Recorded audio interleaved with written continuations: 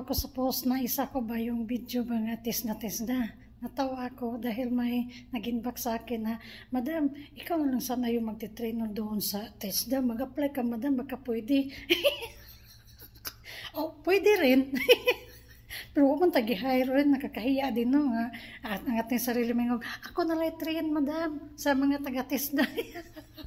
Mao po tanon tibaghak yabag na dili pod oy ayaw pod kay maulo pod unless na lang gi-hire ta di ba o shout out taga TESDA bisag gi-hire de tano magbisaya na unsa na bisaya naman tani na Tagalog man ta. Tapos may nag-comment din na isa na sabi na, Madam, alam mo hindi kami nagte-TESDA, parang binayaran lang ata ng agency namin ng TESDA tapos may certificate na kami wala. So naman mo TESDA din na, nga nahingana naman na. Sumbong tamo ni Rappi ron.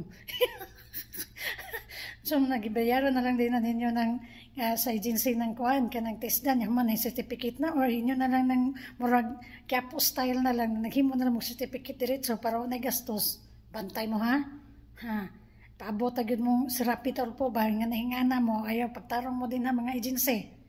Nga, buhatag na lang mo diretso kuan. Na yabag na yan ang sinasabi ko nga TESDA na dapat ang tinuturo nyo dyan yung mga may pakinabang. Tingnan mo ngayon may lumabas na o tingnan nyo ipalagay ko dyan yung comment na kabayan na binayaran na lang siguro kay binigyan na dos ng certificate diretso na nayabag na tibaghak na yung labasan ni Ron nang gawas ni noon ng mga kuan mga di mao nya unsa man mo ron diha TESDA. Sana makaabot ni sa inyo niya ako ang video or malaman nyo na ganyan na pala yung pamalao din ninyo karon na nayabag na tibaghak na gyud. Nisamot na gyud ka tibaghak pa dito storo, tibaghak na gyud sa certificate diretso.